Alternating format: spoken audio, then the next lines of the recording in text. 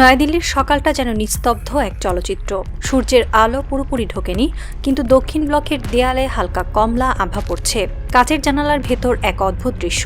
অমিত শাহ ও জয় শাহ মুখোমুখি বসে আছে। টেবিলের ওপর ছড়িয়ে আছে সংবাদপত্র, কফির কাপ আর এক গুচ্ছ রিপোর্ট। অমিত শাহের চোখে সেই পরিচিত কঠোরতা, যা সাধারণত শুধু ক্ষমতাধর মানুষের মধ্যেই দেখা যায়। তার গলায় সিগারেট নেই, কিন্তু কণ্ঠে সেই ধোয়া জমাট ঠান্ডা ভাব। তুমি ভয় দেখাতে ব্যর্থ হয়েছ জয়, বললেন তিনি। বাংলাদেশকে শাসানো যায়নি, অথচ তাদের মাথা নিচু করা ছিল আমাদের জন্য এক প্রতীকী বিজয়। জয় শাহ চুপচাপ বসে রইল, ঠোঁট কাঁপছে। টেবিলের ওপর রাখা রিপোর্টে বড় অক্ষরে লেখা, পাকিস্তান লাইকলি টু উইথড্র। সে জানে পাকিস্তান যদি না খেলে তবে ভারতও হারবে। আইসিসির আয়ের ৩৮% ভারতের হাতে, কিন্তু আজ সেই অর্থের জাল কেঁপে উঠেছে এক বাংলাদেশি সিদ্ধান্তে। অমিত শাহ টেবিলের উপর হাত ঠুকে বললেন, এখন তাদের ফিরিয়ে আনো, ভয় দেখানোর কাজ শেষ, এবার নাটক শুরু করো। দেখাও ভারত বড় ভাই, দয়ালু উদার। বাইরে সূর্যের আলো আরও ছড়িয়ে পড়ছে, কিন্তু সেই আলো দক্ষিণ ব্লকের ভেতরে ঢুকছে না। ভেতরে জমে আছে অন্ধকার, রাজনীতির অন্ধকার, ক্রিকেটের অন্ধকার, লোভের অন্ধকার। জয় শাহ মনে মনে ভাবছে, এই ভয়টা এবার আমাদের দিকেই ফিরছে। মাত্র কয়েকদিন আগেও ভারতীয় মিডিয়া বাঘের মতো গর্জন করেছিল, বাংলাদেশকে শাস্তি দিতে হবে, আইসিসি কড়া ব্যবস্থা নেবে। জয় শাহ ব্যক্তিগতভাবে হস্তক্ষেপ করবেন। ফ্রি প্রেস জার্নাল, ভারতের অন্যতম পুরনো দৈনিক, শিরোনাম করেছিল, জয় শাহ প্রস্তুত বাংলাদেশ ক্রিকেট বোর্ডকে শাস্তি দিতে। যেভাবে তারা বলেছিল, তাতে মনে হয়েছিল জয় শাহ যেন কোনো রাজ্যের মহারাজ, আর বাংলাদেশ ক্রিকেট বোর্ড সেই রাজ্যের বিদ্রোহী প্রজা। সাজা দেবে জয় শাহ, এই শব্দগুলোর ভেতর দিয়ে ভারতীয় অহংকারের এক পুরনো রূপ প্রকাশ পেয়েছিল। সেই রূপ যা একসময় উপনিবেশে দেখানো হতো, আমরা শাসক, তোমরা প্রজা। কিন্তু মাত্র ৪৮ ঘন্টার মধ্যে নাটকীয়ভাবে বদলে গেল সব। একই মিডিয়া হঠাৎ করে বলল, পাকিস্তান হয়তো বিশ্বকাপে খেলবে না, তাই বাংলাদেশকে স্ট্যান্ড বাই রাখা হয়েছে। অর্থাৎ যে বাংলাদেশকে শাস্তির হুমকি দেওয়া হয়েছিল, এখন তার কাছেই হাত জোড় করা হচ্ছে। একই জয় শাহ, যিনি গওহর সিং এর ভঙ্গিতে হুঙ্কার দিয়েছিলেন, এখন পরোক্ষভাবে অনুরোধ করছেন, বাংলাদেশ যদি খেলতে আসে আমাদের বিশ্বকাপ বাঁচবে। এখানে প্রশ্ন উঠছে, কেন ভারত এত দ্রুত সুর বদলে ফেলল? উত্তর একটাই, টাকা। আইসিসির সবচেয়ে বড় আর্থিক উৎস হল ভারত পাকিস্তান ম্যাচ। বিবিসি উর্দু জানিয়েছিল, গত ২০ বছর ধরে ভারত পাকিস্তানের মধ্যে যতগুলো ম্যাচ হয়েছে, সেগুলোর মাধ্যমে $১ বিলিয়ন বেশি আয় করেছে আইসিসি। একটি ম্যাচ মানে কয়েকশো কোটি টাকার বিজ্ঞাপন, প্রচার, ক্রিকেট বিক্রি, টেলিকাস্ট রাইটস, সবকিছু একত্রে অর্থের বিস্ফোরণ। একজন ক্রিকেট বিশ্লেষক ডক্টর নোমান নিয়াজ বলেছিলেন, ভারত পাকিস্তান ম্যাচের ১ সেকেন্ডের বিজ্ঞাপন বিক্রি হয় প্রায় $৫,০০০ অর্থাৎ ১ মিনিট মানে $৩ লাখ। আর যদি ফাইনাল বা সেমিফাইনাল হয়, তখন এই হার বেড়ে দাঁড়ায় $৬,০০০। পাকিস্তান যদি না খেলে, তাহলে এই বিজ্ঞাপন, এই স্পন্সর, এই কোটি কোটি ডলারের স্রোত সব থেমে যাবে। আর আইসিসির প্রধান অর্থদাতা কে? ভারত নিজেই।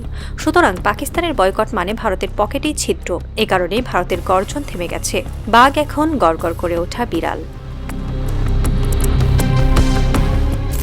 জয় শাহ, অমিত শাহের ছেলে, বিসিসিআইয়ের প্রধান এবং আইসিসির অন্যতম শক্তিশালী ব্যক্তি। ক্রিকেটের নামের আড়ালে এক বিশাল ব্যবসা সাম্রাজ্যের নিয়ন্ত্রক। তিনি যখন বলেছিলেন বাংলাদেশ বয়কট করলে শাস্তি পাবে, তখন সেটা ছিল ক্ষমতার প্রকাশ নয়, বরং ভয় দেখানো, যেন আইসিসিও দিল্লির এক দপ্তরের অংশ। কিন্তু আজ তার মুখে সেই অহংকার নেই, কারণ তিনি জানেন, যদি পাকিস্তানও বাংলাদেশকে অনুসরণ করে, তাহলে আইসিসির $৩.২ বিলিয়ন সম্প্রচার চুক্তি হুমকির মুখে পড়বে। ২০২৪ থেকে ২৭ মৌসুমে আইসিসি যে বিপুল অর্থ পাচ্ছে, তার ৩৮.৫% সরাসরি ভারতের হাতে যায়। বাকি ভাগ ইংল্যান্ড ও অস্ট্রেলিয়া। পাকিস্তান ও বাংলাদেশ মিলে পায় মোটে ৯%। অর্থাৎ ভারত নিজে আয় করছে পাকিস্তান ও বাংলাদেশের জনপ্রিয়তা থেকে, কিন্তু তাদেরই দাসের মতো আচরণ করছে। এই আর্থিক ব্যবস্থাকে অনেকে বলেন ক্রিকেট উপনিবেশ। আর জয় শাহ সেই উপনিবেশের ভাইরাস, যার হাতে ক্ষমতা, কিন্তু বিশ্ব ক্রিকেটকে রাজনীতি দিয়ে কলুষিত করেছেন। ঢাকায় তখন ভিন্ন দৃশ্য। বাংলাদেশ ক্রিকেট বোর্ডের ভবনে সাংবাদিকদের ভিড়। চেয়ারম্যান এক সংক্ষিপ্ত বিবৃতি পড়ছেন, আমরা ক্রিকেট খেলতে ভালোবাসি, কিন্তু সম্মান হারিয়ে নয়। খেলোয়াড়দের নিরাপত্তা নিশ্চিত না হলে বাংলাদেশ কোনো ইভেন্টে অংশ নেবে না। এই এক বাক্যেই বদলে গেছে দক্ষিণ এশিয়ার ক্রীড়া কূটনীতি। কারণ এই প্রথমবার বাংলাদেশ কারো চাপে মাথা নিচু করেনি। মুস্তাফিজের অপমান, আইপিএলের দ্বিমুখী আচরণ এবং দিল্লির রাজনৈতিক দম্ভ সব একসঙ্গে মিলিত হয়ে তৈরি করেছে এক নতুন আত্মসম্মানবোধ। পাকিস্তানও বাংলাদেশের পাশে দাঁড়িয়েছে। ইসলামাবাদে বিবিসি প্রেসিডেন্ট বলেছিলেন, বাংলাদেশ একা নয়, ক্রিকেটের মর্যাদা রক্ষায় আমরা একসঙ্গে। দক্ষিণ এশিয়ার ক্রিকেট মানচিত্রে যেন এক নতুন জোট তৈরি হচ্ছে, যেখানে ভারত একা আর বাকি সবাই একসাথে। আইসিসি অফিসে এখন একের পর এক বৈঠক চলছে। প্রধান নির্বাহীরা বলছেন, এই পরিস্থিতিতে যদি আরেকটি দলও সরে দাঁড়ায় পুরো টুর্নামেন্ট ঝুঁকিতে পড়বে। কারণ ইতিমধ্যেই সম্প্রচারকারী প্রতিষ্ঠানগুলো স্পষ্ট বলেছে, ভারত পাকিস্তান ম্যাচ না হলে বিজ্ঞাপনের টাকা কমবে। অর্থাৎ ক্রিকেটের ধর্ম নয়, লাভের ধর্মই মুখ্য।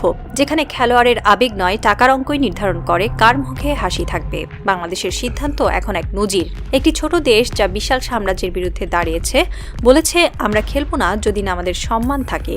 এবং এই একটি বাক্যেই দিল্লির কোটি টাকার হিসাব ভেঙে চুরমার হয়ে গেছে। জয় শাহ ক্লান্ত মুখে ফাইল বন্ধ করছেন। বাইরে থেকে ভেসে আসছে বৃষ্টির শব্দ, যেন স্বর্গ হাসছে এই পরিণতির উপর। দূরে টেলিভিশনে খবর পাচ্ছে, বাংলাদেশ এখনও তার সিদ্ধান্তে অনড়। জয় শাহ জানালার পাশে গিয়ে দাঁড়ালেন। আকাশে বিদ্যুৎ চমকালো। মুহূর্তের জন্য তার মুখ আলোকিত হলো। মনে হলো এক মহাশক্তিধর মানুষ এখন পরাজিত, কিন্তু সেটা প্রকাশ করতে ভয় পাচ্ছে। তিনি ফিসফিস করে বললেন, তারা বুঝে ফেলেছে ক্রিকেট আর আমাদের অস্ত্র নয়। দিল্লির সেই রাতের বাতাসে ভেসে আসছে নতুন যুগের সুর। দক্ষিণ এশিয়ার ক্রিকেট এখন কেবল বল ব্যাটের লড়াই নয়, এটা আত্মমর্যাদার যুদ্ধ, যেখানে জয় মানে শুধু স্কোর বোর্ডে নয়, জয় মানে নিজের সম্মান বাঁচিয়ে বাঁচা। চট্টগ্রাম থেকে করাচি আর করাচি থেকে ঢাকা একটাই বার্তা ছড়িয়ে পড়ছে, আমরা খেলবো কিন্তু মাথা নিচু করে নয়।